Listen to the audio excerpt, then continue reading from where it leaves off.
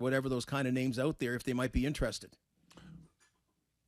If, in fact, there isn't anything out there of significance for Kyle Dubas in this market with Sammy breathing down his neck, would doing nothing be okay for him? Well, he did make one move, and I don't think he feels Labushkin enough? You'd like to have more, but you don't need to make a move just for the sake of making a move. So I will say, Kyper, it could be enough. And, I mean, it's all going to come down to the playoffs. I mean, that's going to be the whole evaluation, that you could add 5 great picks right now and give up your draft picks for the next 10 years. But if you lose in the first round, it's brutal. And then if they just win one round, just with this one trade, it's like a mini Stanley Cup again, and all is forgiven. I mean, it's weird. It's that cut and dried and that simple. So I don't think he feels the pressure. I think last year he felt the pressure. I think last year they wanted a bit more of a name and got that in Foligno. I don't think there's that same kind of pressure. I know you could, kind of what Calgary's done. You could go stronger on your fourth line and maybe your third line, and that's another kind of option. But I don't think he feels that pressure, Kyper. What's going to unfold with the Leafs' fourth line right now? I feel like the Wayne Simmons thing is coming to a head a little bit. Where, he got to 1,000 games, was scratched, recently. Him and Spezza have not been overly effective. Do you think they need someone like a Cal Clutterbuck or a Tyler Mott, or someone come in with a little younger, more energy on that fourth line? Or do you think it's going to be, this is the way the Leafs are going about it, and let's just see how they do? Well, I like the Clutterbuck name, but it's funny. Matt Martin just didn't fit here, right? Yeah. It was weird, just that the kind of thing he did. And I don't know if maybe at that time, because the line he was on was awfully quick. And, he just had a hard time keeping up. It wasn't your regular kind of fourth line that he was playing on. But, again, you like the sandpaper, you like the grit.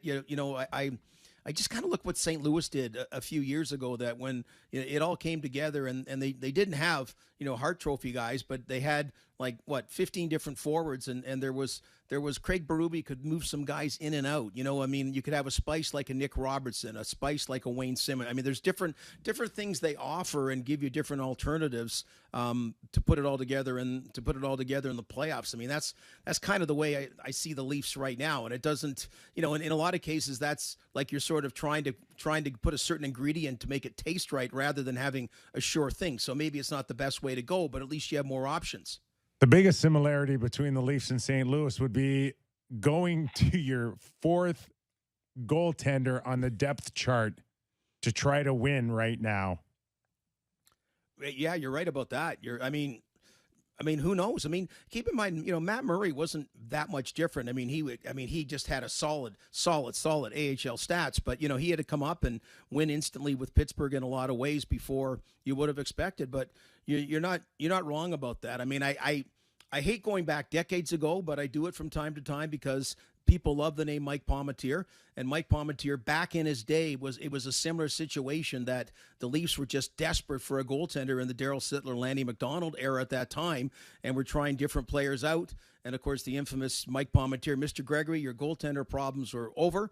And for about 5 years, he had a really great run. And that's kind of where we are now when we're talking about bringing up a guy that nobody heard about a week ago. I mean, unless you were really following the Leafs, nobody had talked about. And now we're talking about, if he plays well tonight, might he get starts in the playoffs if Jack Campbell isn't healthy?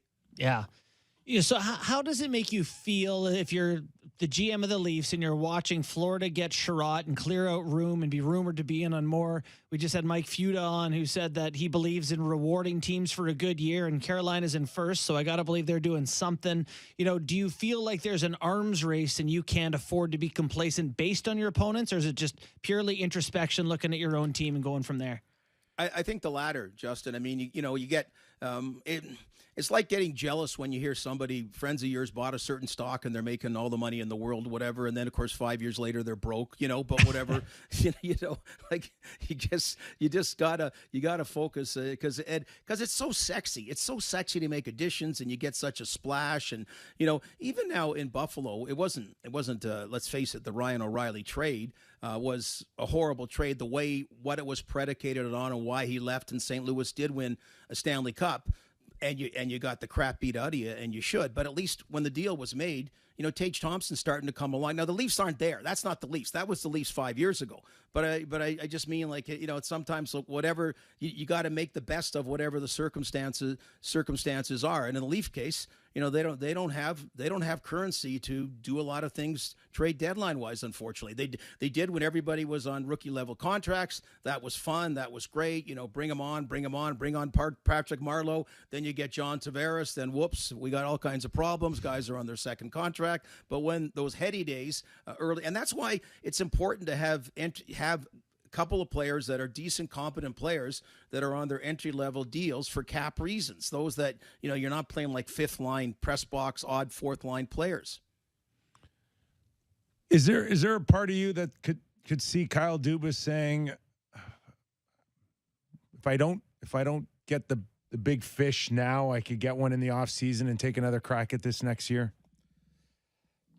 Well, off season, we go back to what determines the off season. I think it's understood that if they don't have that playoff success, that I don't know what it is, but they have to rethink the whole thing. And so it might mean you're seeing a big fish go for a mid-sized fish coming back. That's what you're looking at. You got a lot of big fish. You got three as big a fish as anybody has. Certainly salary-wise in the NHL, but there's some in Chuck Fletcher's case in Philadelphia, despite the president saying he had a blank credit card, which makes no sense because he needs cap space. He doesn't need money, but he can kind of look at it and say, okay, maybe I'm going to move Provorov or maybe I'm going to move Konechny, but that'll be in the off season. But in Dubas's case, the off season's predicated on what he does or doesn't do now and what this team does in the playoffs. Gord, you're our big fish on this show. I'm big. You're like the big kahuna. Thanks, Moondoggy. Gord Stellick, everybody. Thanks for joining us.